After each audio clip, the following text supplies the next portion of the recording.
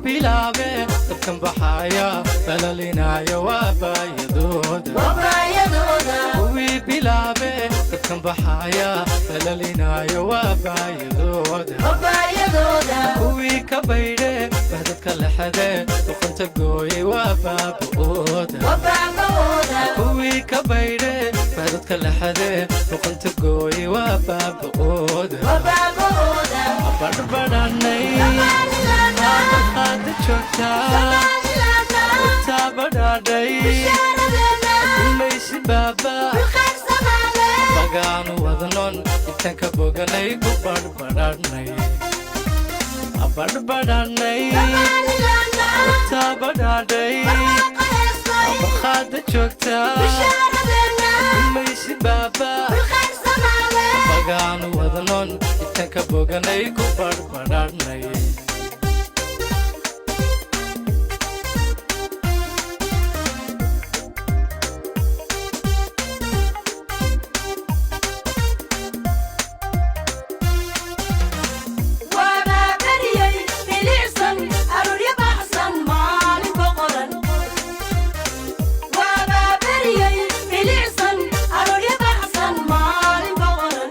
gabdhaha quruxda badan ee halkan fadhiya rag iyo dumarba bahda saxaafadda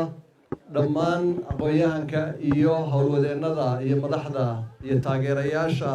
urursiyadeedka waa beri dhammaantiin wasalaamu calaykum waraxmatullaahi wabarakaatu waxaan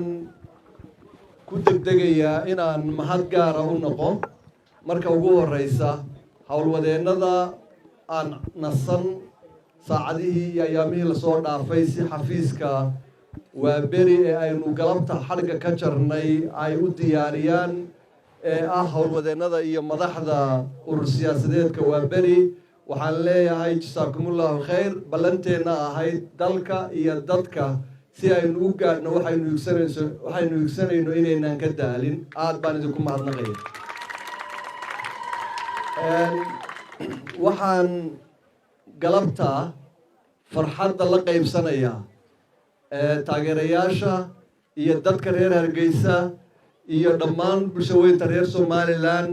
dibad iyo gudaha meel ay joogaan furitaanka xafiiskii ugu horeeyay ee uu yeesho urursiyaadka waa beri uu ku yeesho magaalada Hargeysa ee caasimadda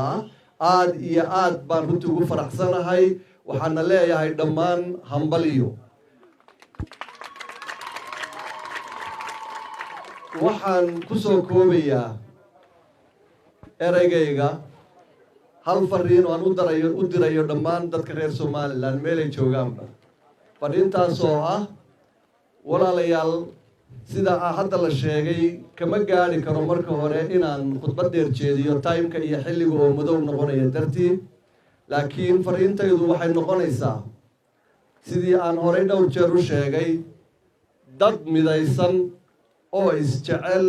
baa dal qurux badan dhisi karaya waa in aynu u diyaar garownaa aqoonyahanka haddii aynu nahay iyo haddii dhalinyarada la yahay gabdho iyo wiilalba Somaliland in wadada dowladnimada cadaaladda iyo qurux badnaanta dowladnimada dib loogu celiyo insha Allah haddii damka Ilaahay ka dhigo waxaan baaq u dirayaa dhammaan bulshada reer Somaliland gaar ahaan siyaasiyiinta